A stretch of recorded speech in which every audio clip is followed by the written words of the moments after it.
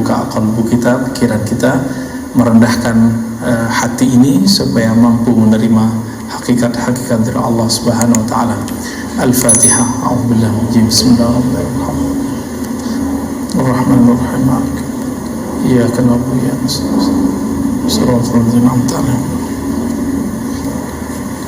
Di pertemuan pertama kami menghantarkan tentang Islam, iman, ihsan. Tentu masih ingat sebagiannya. Islam, iman, ihsan. Islam melahirkan ilmu namanya fiqh. Dalam fiqh itu orang kalau ingin memahami hukum yang zahir, dia punya jalan namanya mazhab. Maka mustahil kalau ada orang hari ini tidak mau bermazhab. Apa yang terjadi jika tidak bermazhab? Maka akan muncul perseteruan panjang bahkan di masjid-masjid, ya. Ada namanya mazhab Syafi'i, ya. Ada mazhab Maliki, mazhab Hanafi, mazhab Hanbali, masih banyak mazhab-mazhab yang lain, tapi yang bertahan cuma 4 itu, ya. Lalu Al-iman itu melahirkan ilmu namanya ilmu tauhid, ilmu aqidah. Nah, ini melahirkan aqidah ahlus sunnah wal jamaah, yang nama ini sering diperdebatkan dan diperebutkan oleh banyak aliran sekarang. Kenapa? Karena Nabi menjamin kulluhum finnar illa firqa wahidah, semua umatku itu nanti masuk neraka kecuali satu kelompok, yaitu ma'ana alaihi wa ashabi, yang ikut aku dan sahabatku. Diterjemahkan dalam bahasa akidah dengan ahlus sunnati wal jamaah. Karena ini diperebutkan, banyaklah hari ini orang ngaku ahlus sunnah itu, ya. Dan tolong hati-hati, ahlus sunnah itu juga mempunyai madrasah-madrasah. Disebutlah madrasah Imam Thahawiyah, ada madrasah Imam Asy'ariyah, ada madrasah Imam Al-Maturidiyah. 3 madrasah itu sekarang yang populer cuma 2, Asy'ari, Maturidi. Maka ada orang ingin menyusup ke yang ketiga itu, yang Tahawi. Diambillah teks Imam Tahawi, lalu mereka talbis, mereka manipulasi teksnya sehingga terkesan akidah mereka masuk bagian akidah Imam Tahawi. Akhir banyaklah santri-santri mahasiswa pulang dari beberapa wilayah di Timur Tengah, ya. Ada satu negara yang mengajarkan kitab itu. Pulang-pulang mereka kemudian membatalkan akidah Asy'ariyah Maturidiyah yang kita kenali dengan sifat 20. Ya, pernah belajar ya Bapak Ibu? Masih diajarin nggak di sini? Udah enggak, ya? Atau nggak boleh ngaji itu di sini? Harus ada Pak yang ngaji itu di sini. Ngaji ahlus sunnah yang sahih itu. Kalau nggak nanti diganti ahlus sunnah antum. Nanti berubah istilahnya. Namanya 3 tauhid. Uluhiyah, rububiyah, asma wa sifat. Itu sudah isinya, kontennya, istilahnya tidak masalah, tapi isinya, definisinya itu bertentangan dengan yang tadi. Dan mereka menyebut inilah yang ahlus sunnah, yang ini tidak ahlus sunnah, yang kita pelajari dari kecil itu. Kita kan belajar ya, Allah wujud, qidam, baqa, itu dibatalkan semua sama mereka, ya. Bahkan yang muda-muda di kalangan mereka, yang nggak jauh lah umurnya dari saya, ada yang tua dikit, ada yang mudaan dikit, mengatakan apa? Pengikut Asy'ariyah sesat. Mereka sudah berani sekarang ngomong begitu, di TV-TV-nya, di radio-radionya, di YouTube-YouTube-nya, ya, di sosmed-sosmed mereka mengatakan apa? Akidah Asy'ariyah sesat. Kalau sudah begitu, apa jadinya umat nanti? Ya. Dan sekarang anak-anak muda sudah berani ngomong begitu, ya. Orang-orang yang ingin menjadi orang soleh, lalu mereka mencari kajian, bingung di persimpangan jalan, mereka kemudian membukalah channel-channel YouTube, yang ketemu yang begitu-gitu Pak. Akhirnya baru beberapa bulan, beberapa tahun ngaji lewat YouTube, lewat TV, channel-channel tersebut, sekarang mereka berani mengatakan bahwa Asy'ariyah sesat.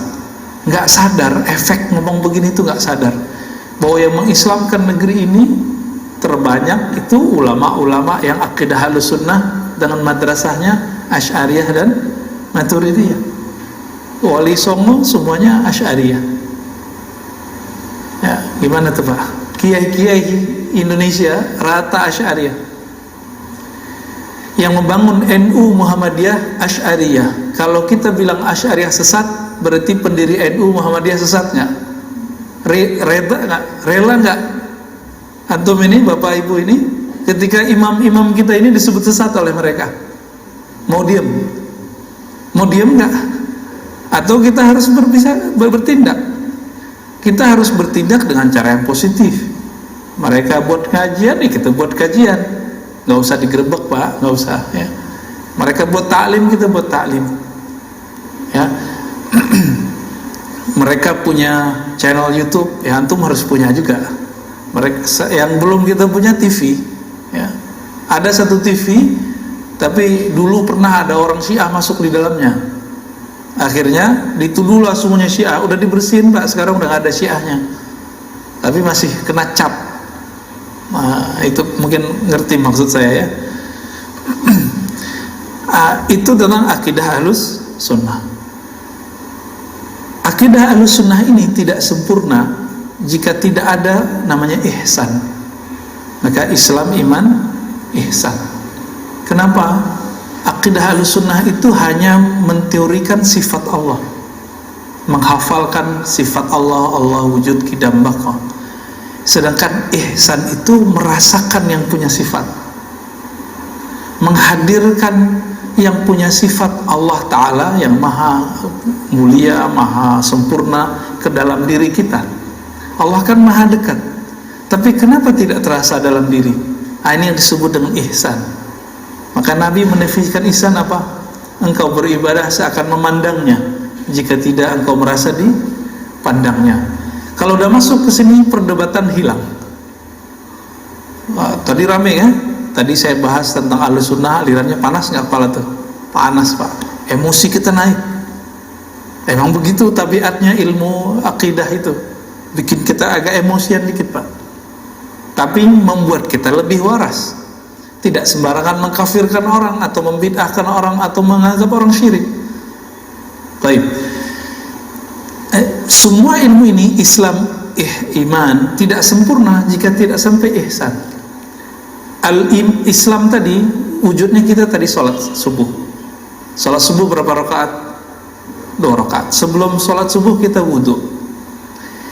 Rangkaian sholat itu siapa yang kita sembah diteorikan dalam ilmu akidah. Bagaimana sebenarnya yang disembah itu? Maka dirasakanlah dengan al-ihsan.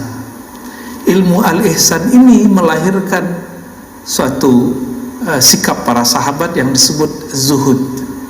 Ilmu kezuhudan ini memunculkan satu ilmu yang sekarang orang malu menyebut namanya, yaitu tasawuf.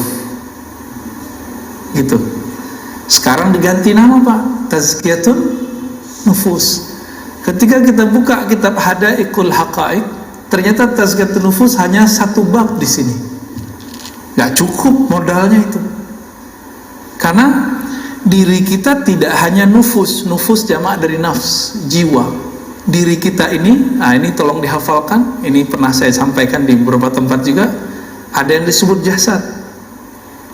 Nih, tubuh yang ini, yang kasar ini, yang ada syahwat di dalamnya, ada emosi di dalamnya, ada nafsu di dalamnya.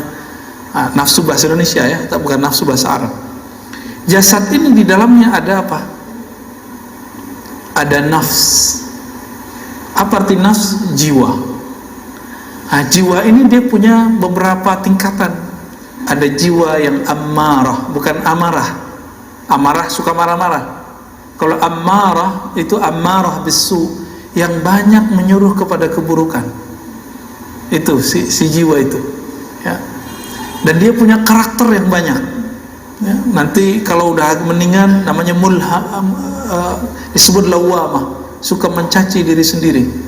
Maka ditandain orang kalau habis maksiat dia kemudian menyesal, ini namanya lawamah. Benar gak? Berarti dia sudah naik.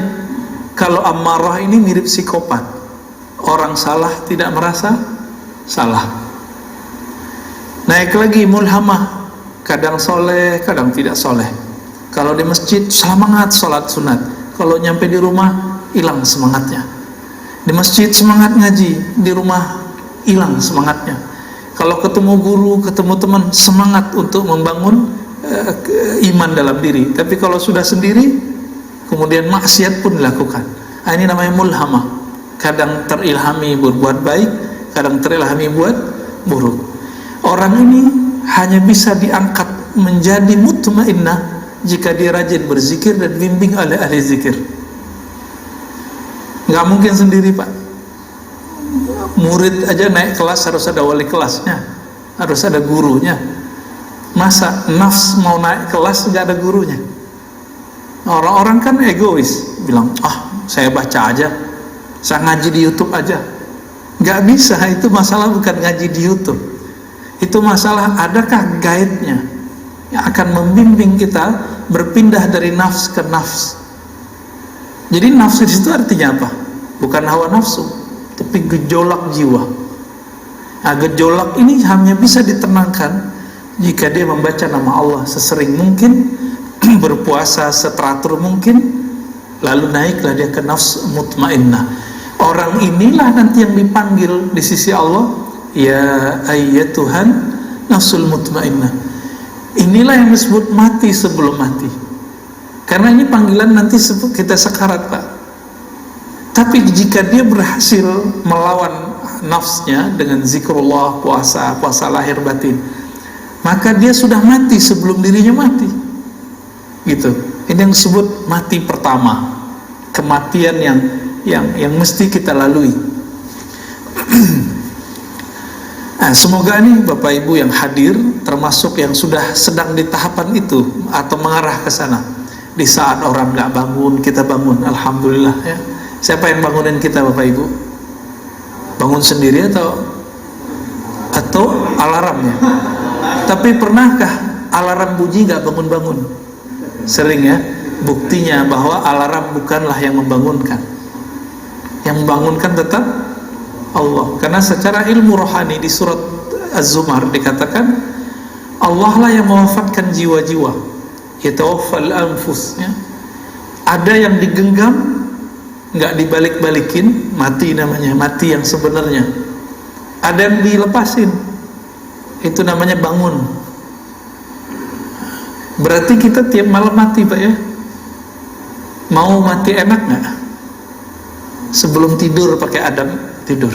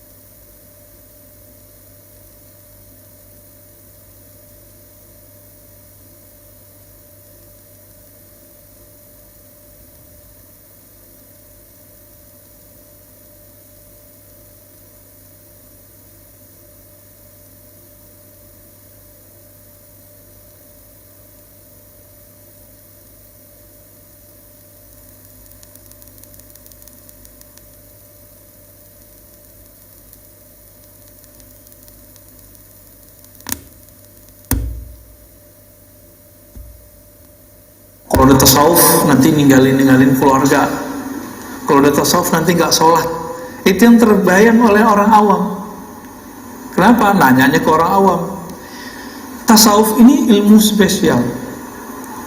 Banyak ustadz-ustadz yang tidak belajar tasawuf, dia awam dalam tasawuf, tapi dia berbicara tasawuf. Kira-kira apa jadinya? Dia pasti jelek-jelekin tasawuf. Jadi kalau Bapak search di Google, di YouTube, lalu ada orang berbicara tasawuf, tidak benar. Itu karena dia awam dalam masalah tasawuf. Ada yang hampir benar, dikira tasawuf itu sesuatu yang berkaitan dengan zikir-zikir. Oke. Tapi ingat, tidak semua zikir-zikiran itu tasawuf. Ya, zikir itu setara dengan tazkiyatun nafs. Dia hanya salah satu bagian dari tasawuf. Hanya salah satu. Kenapa? Karena ada orang berzikir bukan untuk Allah. Ada zikir untuk kesaktian, ada zikir supaya rezekinya lancar, ada zikir supaya nggak kebaca oleh KPK, itu banyak tuh ya. Ada zikir supaya pilkada besok kepilih. Yang begini ini itu bukan zikir sufi, bukan zikir tasawuf. Jadi di kesempatan mulia ini saya ingin mengajak kita membaca lebih jernih. Itu bukan tasawuf. Ini saya bawakan kitabnya. Ini kitab tasawuf. Nggak ada Pak ketemu yang dibayangkan orang semua itu. Semua ini adalah ajaran Ahlus Sunnati wal Jamaah. Dalam fikih ada namanya istighfar. Astaghfirullah, astaghfirullah. Selama ini istighfar nggak Pak? Baca istighfar ya. Tapi dari mana kita tahu kita istighfar karena apa, untuk apa, dan sampai level mana? Itu tahunya pakai kitab ini nanti. Maka Imam Ghazali, Abu Hamid Al-Ghazali dalam Ihya Ulumuddin mengatakan, beda ilmu fikih dengan ilmu tasawuf itu satu aja. Ilmu fikih mengetahui ibadah sah atau tidak sah, sunnah atau bid'ah, boleh atau tidak boleh. Orang mengira ini ilmu segala-galanya. Akhirnya sekarang anak-anak muda pada doyan ngomong sunnah bid'ah, ya kan? Padahal itu belum semua. Itu baru sepertiga bagian agama kita. Sepertiganya di akidah, sepertiga pelengkapnya, penyempurnanya adalah ilmu tasawuf. Apa kata Imam Ghazali? Menjelaskan hadis ihsan tadi. Jika fikih mengetahui halal haram, boleh tidak boleh, sunnah bid'ah, sah batal, maka ilmu tasawuf ini lebih unik. Ma'rifatur rad wal qabul, mengetahui amal diterima atau ditolak, ditolak atau diterima. Canggih gak Pak? Antum bisa detek nih, ini amal saya diterima apa enggak, itu bisa ketahuan Pak di dunia. Kan selama ini orang bilang hanya Allah yang tahu. Enggak, kita bisa tahu. Ada indikatornya. Ada indikatornya. Ini sebagai contoh, pengikut Imam Ghazali tapi udah belakangan, namanya Al-Imam Al-Kattani, ya, dalam kitab beliau mengatakan Dairatul Kaun, ya. Apa kata beliau? Ciri paling sederhana ibadah orang tidak diterima, contohnya sholat, habis sholat langsung kabur Pak. Ini ciri-ciri sholatnya dilempar langsung sama dia. Pernah nggak ngeliat atau kita merasakan itu? Diusut, coba diingat-ingat, kenapa saya buru-buru habis sholat bergerak ke arah lain, ke dunia? Karena di dalam sholat kita sudah ngancang-ngancang mau jalan kemana, mau ke arah mana. Sholat begitu diterima nggak? Dalam surat Taha ayat 14 Allah berfirman, aqimis salata lidzikri, dirikan sholat untuk mengingatku, menyebutku. Ini kita sholat, kita ingat jalan keluar masjid. Nanti aku kalau keluar lewat sini, ntar pernah begitu? Jujur aja Pak, nggak apa-apa kok. Ya sama kok kita. Saya juga pernah begitu. Ya, emang begitu. Itu syaitan kerja Pak. Apa kata syaitan dalam hadis yang sahih? Jika seseorang sholat, maka syaitan mengatakan uzkur kaza, ingatlah ini, ingatlah itu, ingatlah ini, ingatlah itu. Itu sebabnya banyak yang teringat kalau lagi sholat. Bener ya? Nabi sendiri kok yang ngabarin. Nabi sendiri yang ngabarin. Bedanya Nabi Muhammad SAW, setannya, korinnya sudah masuk Islam. Maka setan dan korinnya udah nggak berdaya memperdaya Nabi, justru ikut sholat sama Nabi Sallallahu Alaihi Wasallam. Nah kita kan korinnya belum Islam semua nih Pak.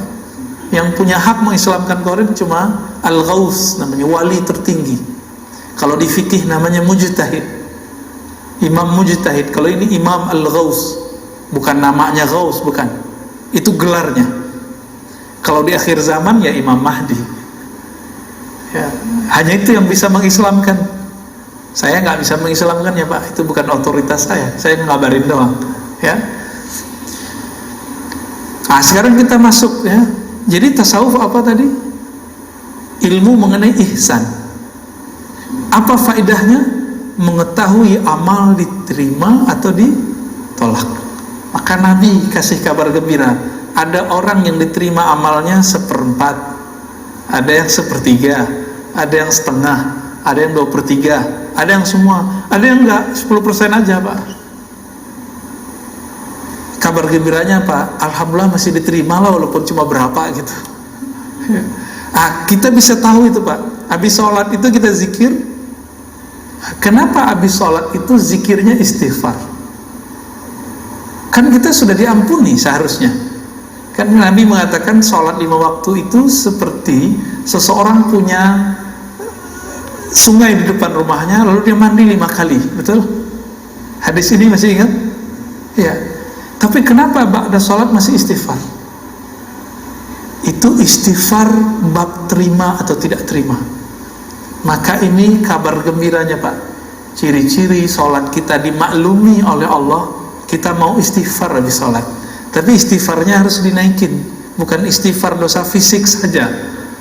Tapi sudah masuk istighfar minta ampun dari sholat yang tidak khusyuk, dari zikir yang tidak daim, yang tidak langgeng di kolbu. Sembari kita sholat, itu kan pikiran kita kemana-mana.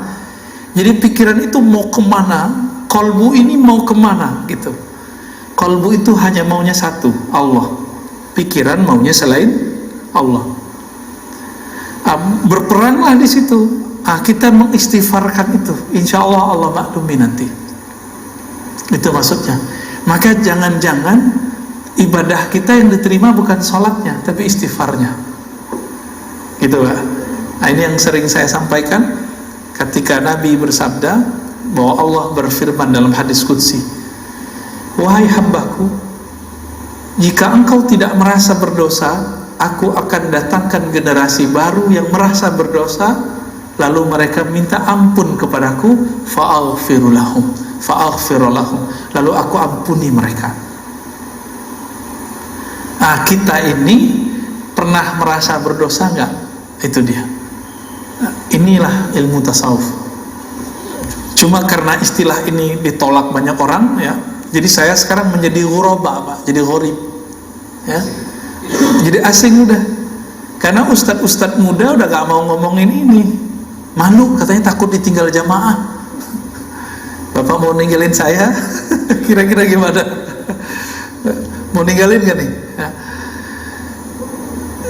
Saya jawab, jadi ada orang ngomong saya, Ustadz, ente gak takut nanti dihujat oleh kelompok fulan, dihujat oleh manhaj fulan, ente gak takut nanti ditinggal jemaah? Ada Pak yang negur saya begitu. Jawaban saya apa? Afwan akhi, saya berdakwah bukan untuk diikuti fulan, bukan untuk dipuja si fulan, tapi saya mengajar berdakwah ilallah. Saya belajar untuk membawa diri saya kepada Allah dan mengajak kawan-kawan kita kepada Allah semampu kita. Jika tidak mau ya sudah ya. Udah gitu aja Pak kita jawab. Dan sampai hari ini dia gak mau ngajarin tasawuf ya. Kalaupun ngajarin itu dikasih judul lain. Kita katakan, mau sampai kapan ente begitu? Ya.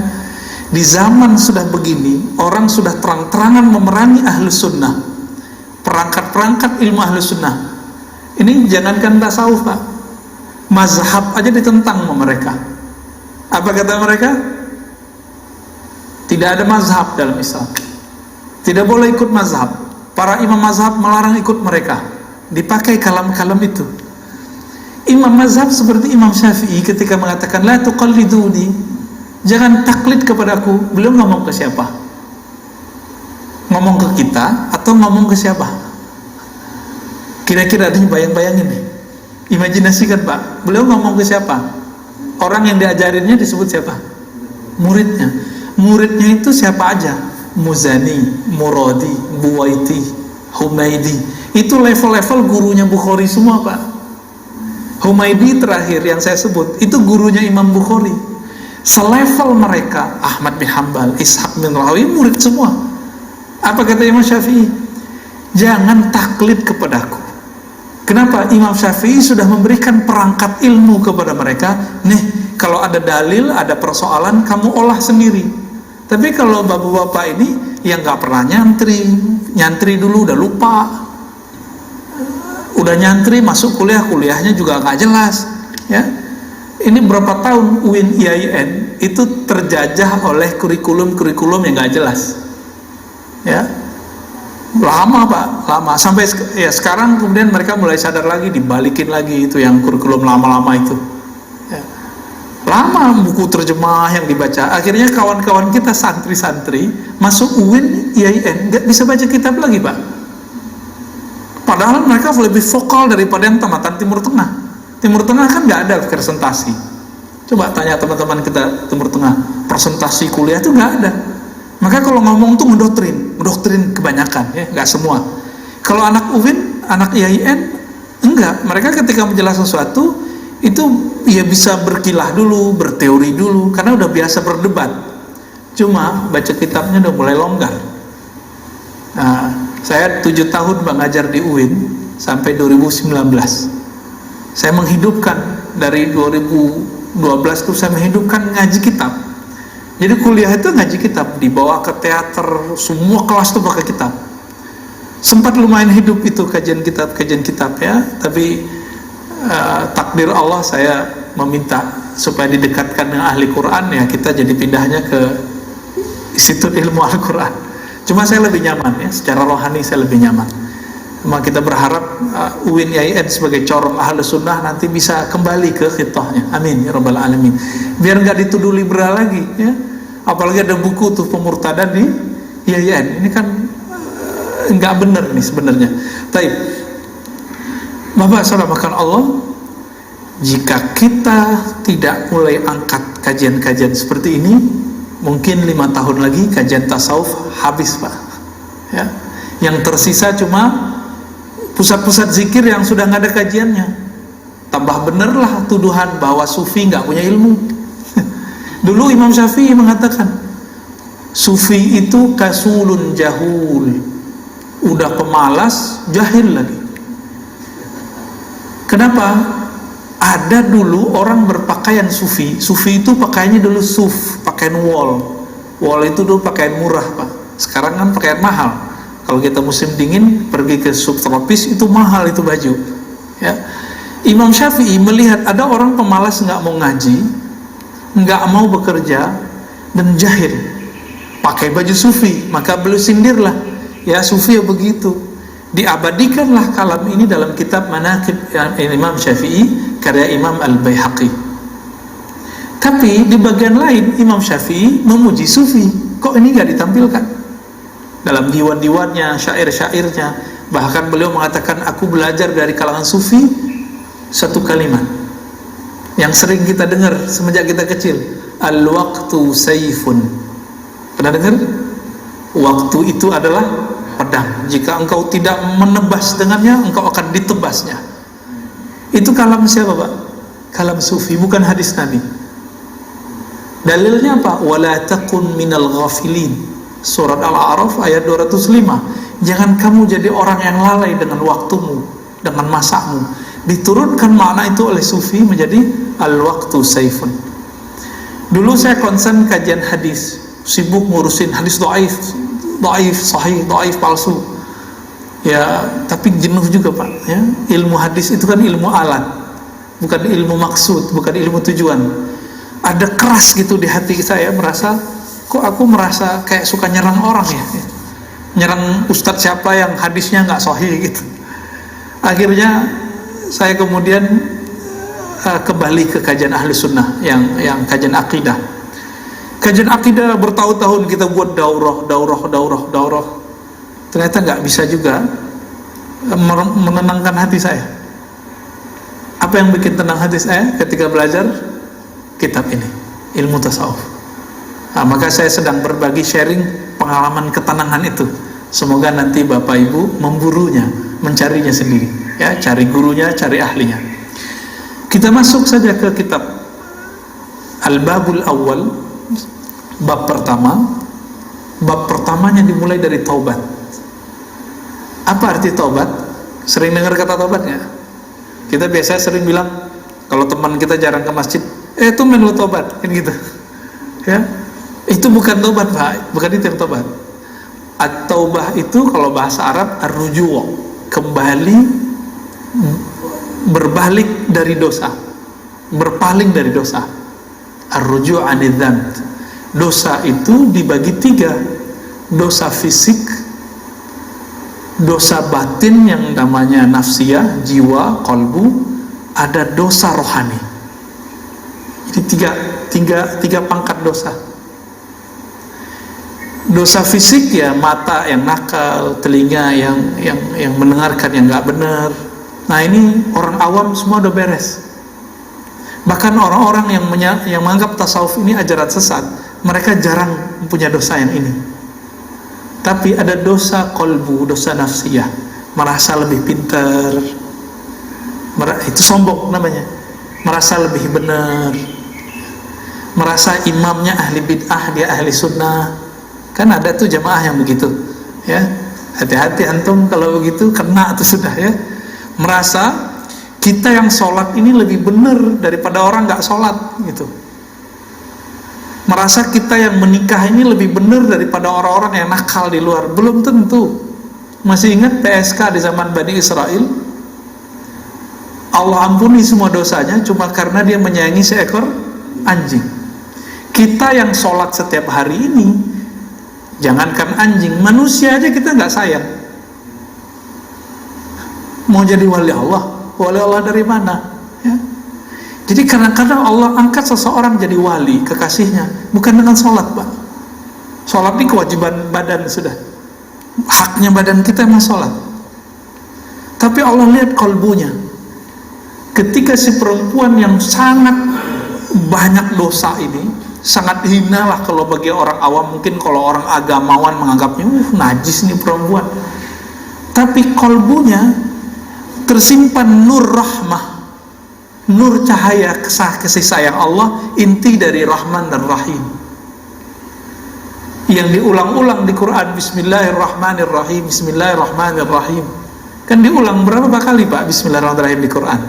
114 ditambah dengan surah An-Naml 114. Perintah sholat, aqimis sholat, ya, aqimis sholat. Sholat lebih kurang ya kalau yang digabung dengan zakat 26-an. Kalau yang sendiri sekitar 50-an. Lebih banyak Rahman dan Rahim. Maka jika kita sholat tidak menumbuhkan Rahman dan Rahim, sholatnya gagal. Gitu. Sholat kan sujud nih. Jika sholatnya tidak membuat saya pribadi yang sujud, yang rendah hati, maka saya sholat pun, tapi yang sholat baru badan. Nafsnya belum sujud, kolbunya belum sujud. Nah ini yang diistighfarkan kalau habis assalamualaikum, assalamualaikum, assalamualaikum. Kita minta ampun, Pak. Ampunkan aku ya Allah, kolbuku belum sujud, perasaanku belum sujud, egoku belum sujud, emosiku belum sujud. Sudah begitu belum istighfarnya? Nah coba mulai nanti, Pak, ya. Nanti sholat, habis sholat istighfar. Kalau gitu kira-kira istighfarnya cukup nggak 3 kali? Nggak cukup. Gak cukup, Pak. Barulah nyambung kita. Kenapa Nabi istighfarnya 70 kali? Dihitung-hitung segitu, Pak, jadinya. Ya, kira-kira seperti itu. Nah, apa kata beliau? Di dalam Al-Quran, surat Ghafir ayat 3, ya, Allah menyebut dirinya Ghafir dzanbi wa qabilit taubi. Allah lah yang mengampuni zan, dosa, wa qabilit taub, dan menerima taubat. Jadi tobat ini bukan masalah bagus bacaannya, ya. Dan di Al-Quran kita sering mendapatkan tawabin, ya. Misalnya ada ayat, sesungguhnya Allah mencintai orang-orang yang tawabin. Apa arti tawabin? Kalau harfiah di terjemahan orang yang bertobat, tapi makna aslinya itu lebih dari itu, Pak, karena sudah ada tasdidnya, mubalaghah. Tawabin artinya orang yang doyan tobat, orang yang doyan tobat. Dan itu ada di pribadi Nabi kita Muhammad sallallahu alaihi wasallam. Udah candu tobat belum, Pak? Pribadi tobat itu ciri-cirinya tidak merasa suci. Nah, sudah sampai level itu belum kita? Ini ceknya sederhana aja nih. Ketemu orang yang suka maksiat, hati kita merasa kita lebih baik dari dia, atau bilang, semoga aku dijaga supaya tidak terjebak dengan apa yang dia lakukan. Dia belum tentu lebih hina daripadaku. Nah, ini pribadi taubat namanya. Tapi kalau kita jalan keluar, ibu-ibu yang berjilbab ini ngelihat orang nggak berjilbab, terus mengatakan, itu laknat, perempuan neraka, gitu. Udah keluar bahasa-bahasa begitu. Ini sama dengan kasus seorang ahli fikih yang didatangi algojo pembayaran. Jadi algojo bayaran ini. Jadi dia disuruh bunuh orang. Udah berapa yang dibunuh sama dia? 99. Ya. Kata algojo, kata si ahli fikih ini, ente udah bunuh 99 orang, nggak ada tobat bagimu. Dibunuhlah orang itu. Aneh, apa bedanya kita sama dia? Riwayat itu sindiran buat kita. Kalau ada orang pemaksiat, walaupun bunuh 100 orang, nggak boleh kita anggap dia hina. Siapa tahu hatinya sedang mencari kebenaran. Allah kan yang dipandang kalbu orang. Allah nggak pandang fisik kita, Pak. Sama sekali. Saya pakai begini nih, Allah nggak pandang. Pakai kopiah, Allah nggak pandang. Jenggot saya panjang, Allah nggak pandang. Yang dipandang kalbu saya lagi ngapain nih, ya? Kalbunya merasa bergantung kepada Allah, merasa hina di hadapan Allah, atau merasa lebih mulia daripada makhluk. Itu yang Allah pandang tuh. Nah, kita yang mana, Pak? Innallaha yanzuru ila qulubikum. Yang Allah pandang itu kalbumu, bukan serbanmu, bukan kopiahmu, bukan pakaianmu. Nah, makanya saya mengimbau kalau ngisi kajian training untuk para dai, kita ngajak, wahai tuan-tuan dai, para ustadz, para syekh, para kiai, tolong jangan sibuk di performan pakaian, sorban kayak gamis, enggak. Ente sibuk ngurusin kolbu. Gimana caranya? Sebelum jamaah kita bangun duluan. Ngapain? Istighfar, Pak, kerjaannya. Ini yang disebut dalam surat Zariyat, ya. Wabil asharihum yastaghfirun. Ciri-ciri penghuni surga itu ketika orang tidur, dia bangun, ngapain? Yastaghfirun. Mereka merasa berdosa, mereka minta ampun kepada Allah. Nah, ini Bapak Ibu saudara makan Allah, walaupun Bapak sebagian bukan dai, bukan ustadz, bukan guru, coba amalkan itu. Itu dijamin masuk surga udah. Ya, ayatnya jelas, ya. Bahwasannya penduduk ahli surga itu amalannya yastaghfirun. Mereka minta ampun di saat orang sedang tidur. Artinya dia nggak bisa tidur karena kepikiran dosa. Kenapa kita bisa tidur, Pak? Karena kita lupa sama dosa kita, benar nggak? Nah, inilah nikmat dari Allah, namanya lupa. Jadi lupa itu untuk manusia kesempurnaan. Bagi Allah itu kemustahilan. Nggak mungkin Allah bersifat lupa. Tapi bagi kita itu sebuah kesempurnaan. Coba kalau kita ingat semua orang yang nyakitin hati kita, Pak, bisa tidur nggak? Nggak bisa. Kita ingat semua orang yang pernah berkata kasar, kita nggak bisa tidur. Apalagi ibu-ibu nih yang hatinya lebih lembut dari bapak-bapak yang pernah dulu sakit hati, putus cinta atau bercerai. Kalau Allah nggak kasih lupa, itu nggak bakal bisa tidur. Maka lupa itu kesempurnaan bagi kita. Nah, saat kita lupa itu, Nabi beristighfar dari kelupaan itu. Ya Allah, aku minta ampun karena aku lupa kalau aku berdosa. Nah, itu istighfar juga tuh. Nah, orang kalau sudah tahu nih celah-celah istighfar, ternyata banyak yang perlu kita istighfarkan. baru dia disebut tawwabin. Ya. Maka orang begini karakter keduanya tidak pernah putus asa dari rahmat Allah. Ini disebut dengan tawwabin. Mau segunung, setinggi langit dosanya, dia masih ada harapan. Allah pasti bisa mengampuniku. Ya. Bukan berarti dia kemudian enak-enakan maksiat, enggak. Dia setiap kali salah dia punya harapan husnuzan kepada Allah SWT. Lalu beliau mengatakan di sini, ya, apa hukum taubat? Selama ini istighfar hukumnya apa? Yang kita tahu, sunat ya? Enggak Pak. Dalilnya apa? Dalam surat An-Nur ayat 31 Allah berfirman, wa tubu ilallahi jami'a ayyuhal mu'minun. Bertobatlah kepada Allah semuanya wahai orang-orang beriman. Ini perintah bukan? Berarti wajib. Maka beristighfar, bertaubat itu wajib hukumnya.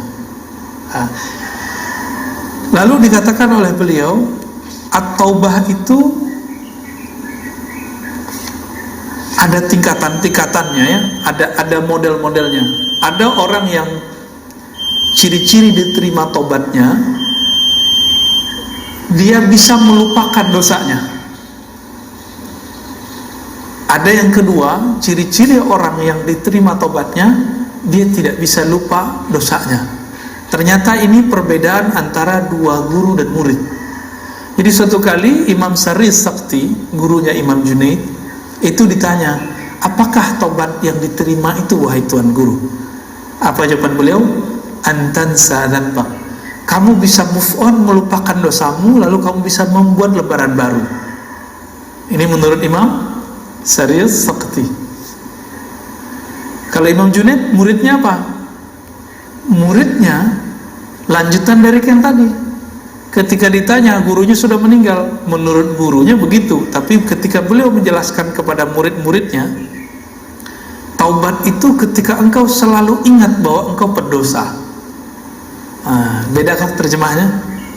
Engkau mengingat dirimu bahwa dirimu adalah pendosa, sehingga merasa hina terus di hadapan Allah Subhanahu wa ta'ala. Allah ketika nyuruh kita baca Quran, perintahnya apa? Fasta'iz billahi minasyaitonir rajim. Berlindunglah kepada Allah dari syaitan yang terkutuk. Kenapa? Karena banyak orang baca Quran ada riya dalam dirinya. Banyak orang baca Quran, dia merasa lebih benar dari orang lain. Mau imam, mau jamaah sama. Semoga kita nggak masuk ke bagian yang itu, ya.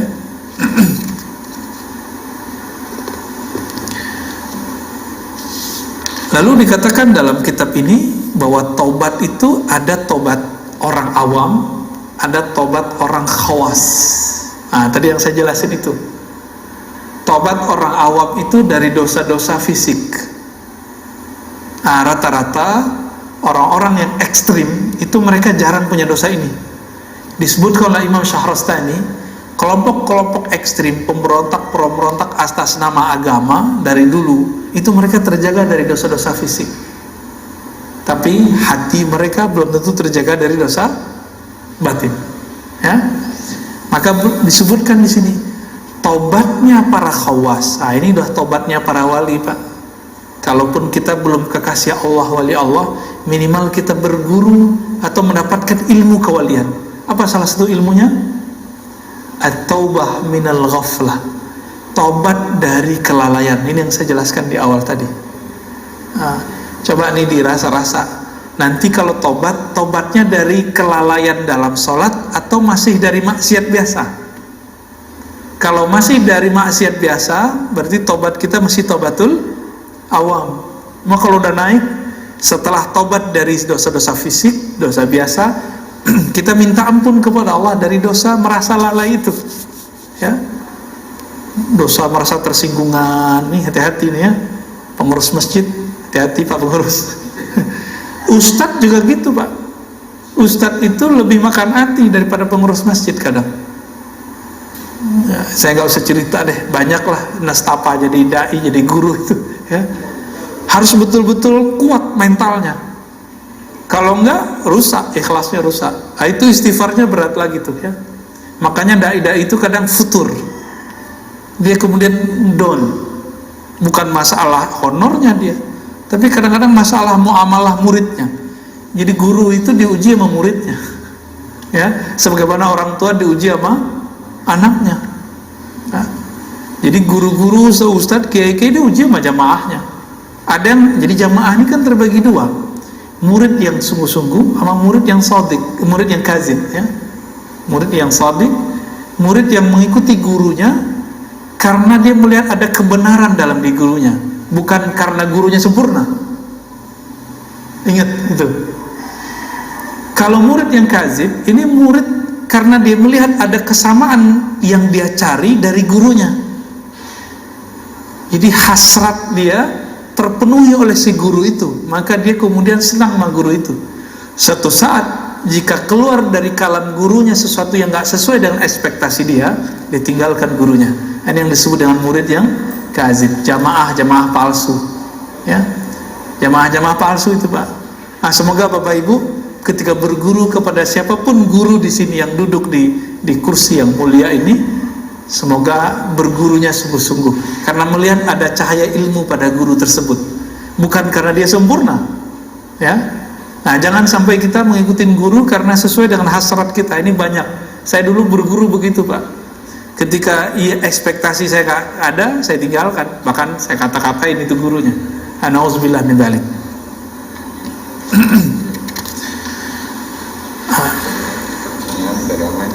Taib. Wah, canggih amat antum pakai online. Baik, ini ada berapa waktu lagi? 5, 10? Baik, ini ada pertanyaan, ya.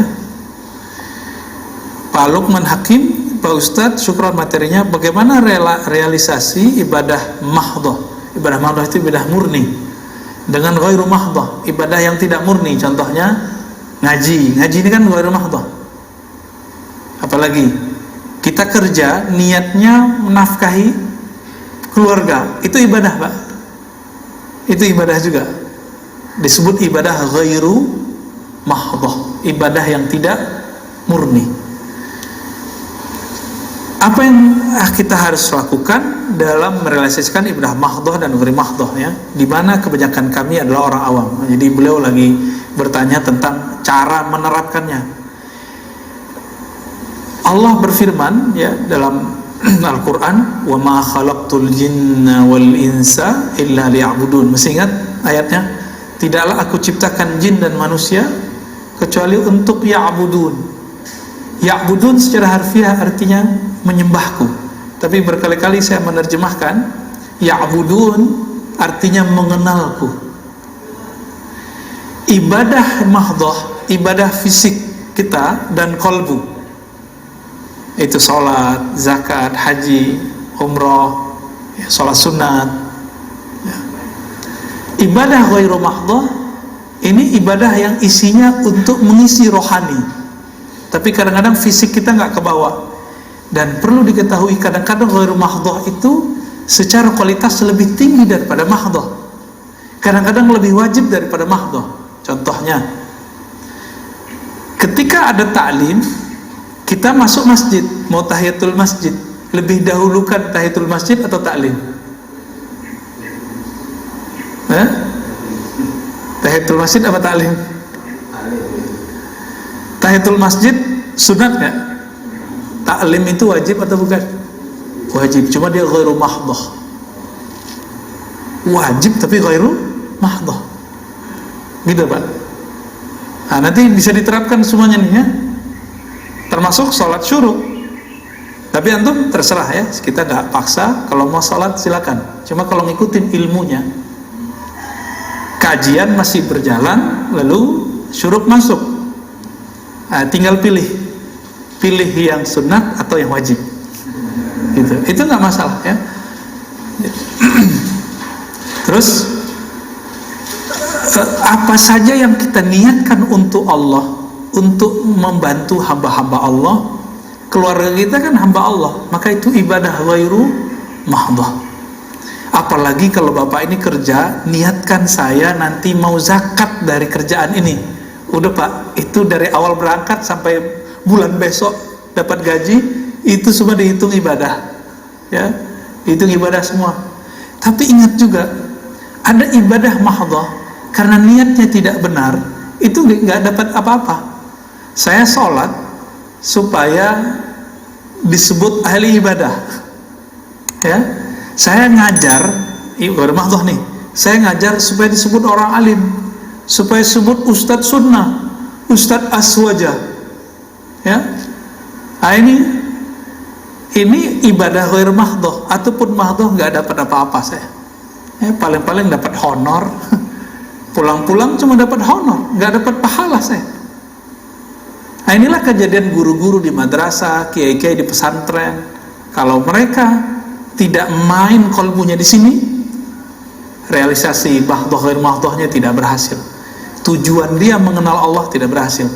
Tadi coba diartikan, aku ciptakan jin manusia, tidaklah aku ciptakan mereka kecuali untuk mengenalku. Maka semua aktivitas mengenal Allah itu adalah wajib. Mau bentuknya ta'lim, mau bentuknya zikir, mau bentuknya sholat, maka kita nggak perlu benturkan. Kalau ada teman kita tadi waktu masuk masjid dia sholat sunat dulu, padahal kita lihat ta'lim, nggak masalah Pak, biarin. Kenapa? Mungkin dia menganggap itulah mengenal Allah, nggak ada masalah. Sama misalnya antum lagi ta'lim, masuk syuruk, ada orang sholat sunat, berarti mungkin itu pemahamannya, itu tidak masalah juga. Tapi kalau ngikutin ilmu ma'rifatullah, mengenal Allah sesaat itu lebih afdal dari 1000 rakaat. Dalilnya mana? Ada dalam Sunan Ibnu Majah, ya. Dalam Sunan Ibnu Majah disebutkan 2 riwayat. Satu riwayat menyebutkan satu bab ilmu lebih utama daripada 100 rakaat. Di riwayat kedua lebih utama daripada 1000 rakaat. Satu 100, satu 1000. Ini cuma menunjukkan kualitas. Tergantung ilmunya ngarahin kemana nih, ngarahin mengenal Allah atau mengenal selain Allah. Jika mengenal Allah, maka satu nafas yang kita tarik saat kita ngaji lebih afdal daripada 1000 nafas yang kita tarik waktu kita ibadah. Berarti ibadah ini 2, ibadah fisik bernama, ya, kita sedekah, kita sholat. Ada ibadah ruh. Apa ibadah ruh? Ma'rifatullah, mengenal Allah subhanahu wa ta'ala. Nanti Pak, kalau Allah izinkan kita masuk surga, Bapak akan ingat kalam saya ini. Kalau kita masuk surga, amin. Yang kita rindukan nanti ketika masuk surga 2 aja. Saat zikir sholat, yang paling dirindukan lagi saat kita ngaji ma'rifatullah. Saat-saat itu yang akan dikenang. Zikir sholat, ma'rifatullah, mengenal Allah. Kita akan merindukan itu, ya. Dan kita menyesal, ya Allah, kenapa dulu hidupku tidak dihabiskan untuk mengenang Engkau di dunia, untuk bermakrifat kepada Engkau, untuk sholat kepada Engkau di dunia. Jadi tolong Pak, besok kalau kerja berangkat zikir aja di jalan, ya, radionya kecilin aja. Selesain dulu wirid nih, saya ijazahkan wiridannya. Pertama istighfar 100. Ini wirid para sahabat Nabi, kemudian dirumuskan oleh Imam Abdul Hasan Asyadzili. Pertama apa? Istighfar 100, sambil jalan aja, ya, lihat aja tuh jamnya, kira-kira kalau udah 3 menit selesai, 3 menit atau 5 menit selesai, 15 menit doang atau 20 menit. Yang kedua, la ilaha illallah, sama kan zikir-zikir lama juga kan. Ini yang kita sebut di khutbah kemarin. Jika ada orang membaca la ilaha illallah, ada orang baca gitu dari kalbunya, Allah kan selalu mandang kalbu kita. Untuk orang yang membaca ini, Allah berikan pandangan istimewa. Di belahan langit dan bumi, Allah sekedar memandang dengan keistimewaan rahmatnya, bahwa orang ini diangkat jadi kekasihnya. Ini nanti Bapak sambil nyetir bisa jadi waliullah, ya. Jadi waliullah mudah Pak. Yang penting bacanya, lisan baca, qalbu mengikuti. Tapi walinya baru wali umum, ya, belum wali khusus. Wali khusus ada tugasnya, kerohaniannya. Gak kuat antum itu, ya. Wali khusus itu ada tugas berat. Tugasnya kalau mu'alim itu siap dibenci orang, ya, siap mendatangi tempat-tempat yang tidak ada materi di situ, ya. Di situ hanya menghabiskan materi kita. Ada Pak nanti Orang-orang begitu tuh ada. Itulah Nabi. Nabi kan datang ke mana-mana. Itu pakai dananya, pakai dana sahabat. Habislah dana mereka untuk dakwah. Puncaknya jihad. Ini dakwah belum ada, udah jihad-jihad aja ya. Hayya alal jihad ya. Ke laut aja kalian tuh ya. Orang belum ngaji bab tentang apa itu ibadah dengan benar, mereka sudah buat hayya alal. Mana ada di kitab fikih, di kitab hadis hayya alal sholat diganti hayya alal jihad. Itu bid'ah itu Pak. Itu yang finnar kata Rasulullah itu. Ya. Man ahdatsa fi amrina hadza ma laysa minhu fawarat. Yang membuat-buat hal-hal yang tidak dilakukan, yang tidak ada dasarnya dalam agama ini tertolak. Kullu bid'atin dalalah wa kullu dalalatin finnar. Ya, hadis Tirmizi. Di Imam Muslimnya, iyyakum muhdatsatil umur. Jauh-jauh perkara baru. Apa itu? Kullu muhdatsatin bid'ah. Segala sesuatu yang baru yang tidak ada dalilnya bid'ah. Nah, ini bahaya ini. Semangat jihad tapi nggak pakai ilmu. Karena nggak punya makrifat jihad. Jadi jihad itu ada makrifatnya juga. Sehingga jelas kita berjuang untuk apa, dengan cara apa, kapan waktunya itu ada. Main buru-buru aja Imam Mahdi keluar ya. Belum Pak, tunggu dulu, Imam Mahdinya masih sembunyi. Ya, masih disembunyikan Allah. Sabar-sabarlah ya. Pertanyaan kedua, Nabi Muhammad kan maksum, tidak punya dosa. Dosa apa yang ditobatkan, yang beliau baca saat istighfar? Itu dosa yang disebut dalam hadis innahu la yughanu ala qalbi. Hadis ini sahih ya. Sesungguhnya ada ghain yang menutupi qalbuku. Apa arti ghain? Nurun, cahaya yang menyilaukan qalbu Nabi. Fa'atubu ilallah wa astaghfiru ilaihi 70 marrah. Maka aku bertobat minta ampun kepada Allah 70 kali. Jadi Nabi dapat nur ilmu, nur dibukakan alam langit, alam bumi Pak kepada Nabi. Ketika Nabi melihat itu, Nabi istighfar. Kalau kita kan pengen ya, penasaran ya ngeliat alam lainnya. Bener. Penasaran nggak ngeliat surga? Nabi ngeliat surga itu yang disebut ghaib. Nabi ketika dibukakan oleh Allah, tersingkaplah ini surga, ini neraka. Disebutkan dalam hadis Imam Tirmizi, Imam Bukhari. Ketika Nabi lagi mimpin sholat, tiba-tiba beliau maju ke depan dan tangannya kayak memetik sesuatu, tapi tiba-tiba beliau mundur, kayak ketakutan sesuatu. Ketika sholat beliau cerita, tahukah kalian kenapa aku maju dan ingin memetik sesuatu? Aku melihat ada pohon-pohon surga dan buah-buahannya. Tiba-tiba aku ingin memetiknya. Lagi sholat tuh. Coba kalau imam kita begitu kan, sholatnya nggak selesai-selesai Pak. Tiba-tiba dalam waktu sekejap berubah. Allah ganti yang dilihat Nabi adalah neraka. Maka beliau mundur. Nah, Nabi memandang itu tersilaukan oleh akhirat. Ini yang disebut ghain. Maka Nabi minta ampun karena beliau sempat terobsesi ngambil buah-buahan surga. Itu aja Nabi istighfar ya. Kalau kita pengen surganya, maka istighfar kita masih jauh di bawah istighfarnya Nabi Sallallahu Alaihi Wasallam. Kira-kira begitu. Jadi Nabi tidak ada dosa fisik, udah nggak ada. Yang meyakini Nabi berdosa, dosa kecil, itu Syekh Ibn Taimiyah. Maka dibantah, masuk penjara beliau di zaman hidupnya. Dalam kitabnya Majmu' Fatawa beliau mengatakan Nabi terpelihara dari dosa besar tapi tidak dosa kecil. Ini kekeliruan besar beliau, dikritik oleh para ulama. Pertanyaan terakhir,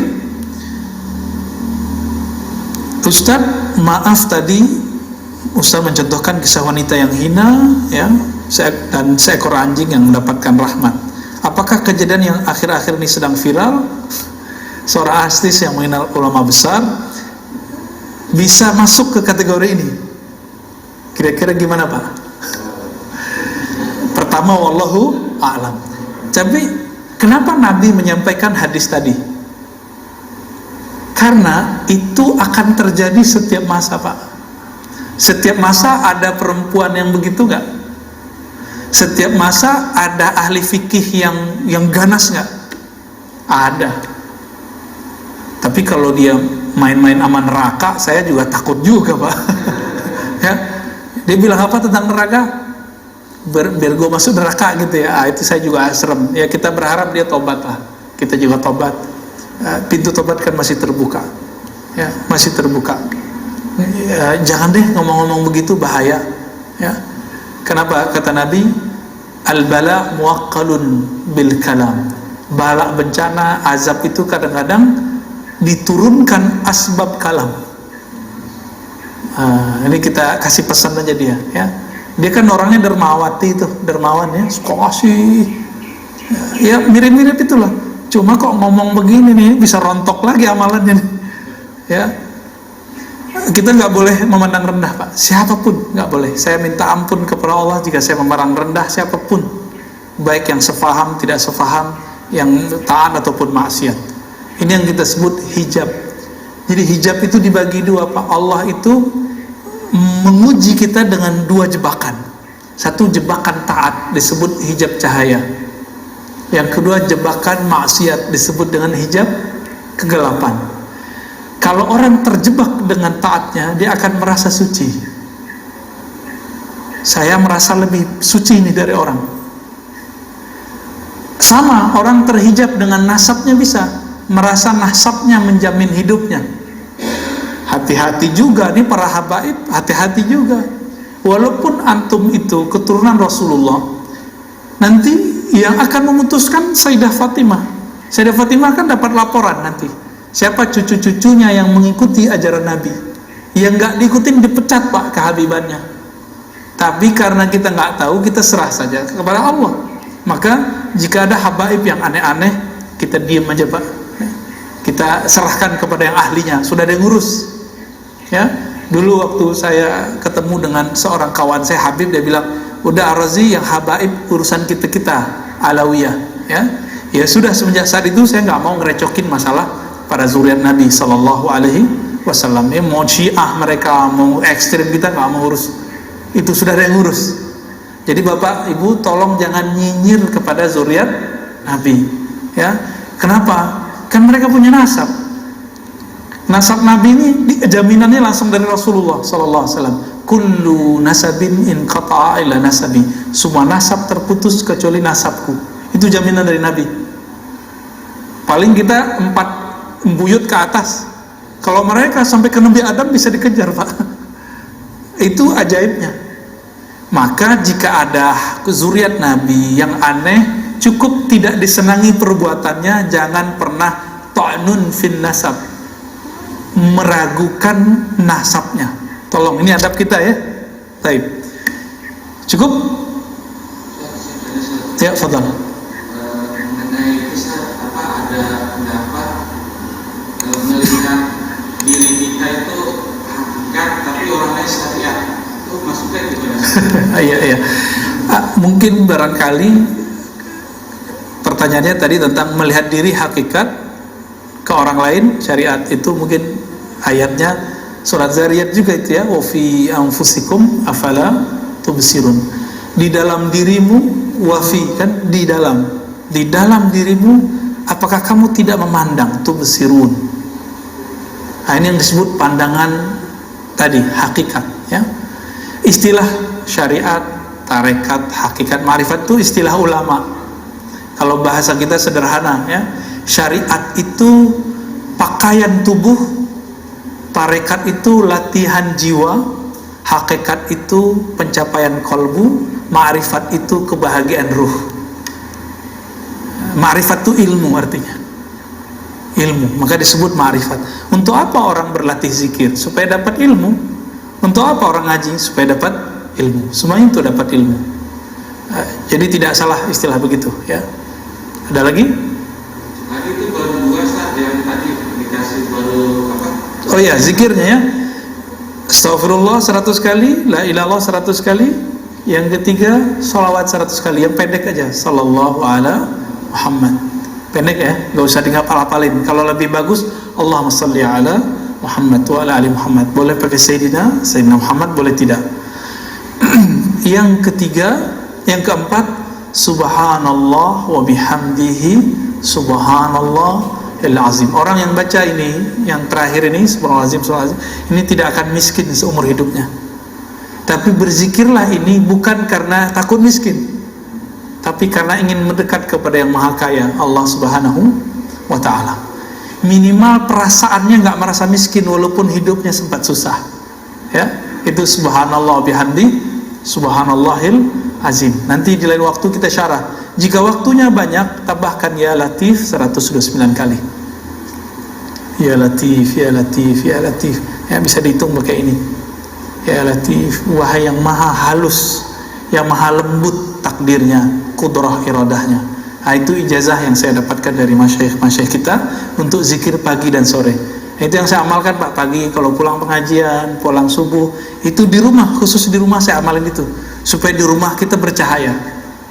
Kalau nggak di kendaraan, ya, supaya kendaraan kita ikut bangga.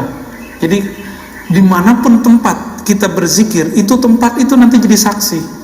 Dan mereka mengatakan, wahai benda-benda selainku, saksikan bahwa aku sedang ditempati oleh orang yang berzikir. Begitu dalam riwayat Imam Ibnu Barak dan hadisnya hasan. Semoga kita termasuk yang mereka banggakan itu. Amin. Dengan ini saya ijazahkan zikir maksurat, ya, maksurat terpendek 5 zikir. Astaghfirullah, la ilaha illallah, sallallahu ala Muhammad, subhanallah bihamdihi azim, ya latif, sebagaimana saya diijazahkan guru-guru kita. Ya, ala hazinnya wa lima syekhina al-Fatihah. A'udzu billahi minasyaitonir rajim. Bismillah. Suratul Subhanakallahumma wa bihamdika asyhadu an la ilaha illa anta astaghfiruka wa atubu ilaik. Assalamualaikum warahmatullahi wabarakatuh.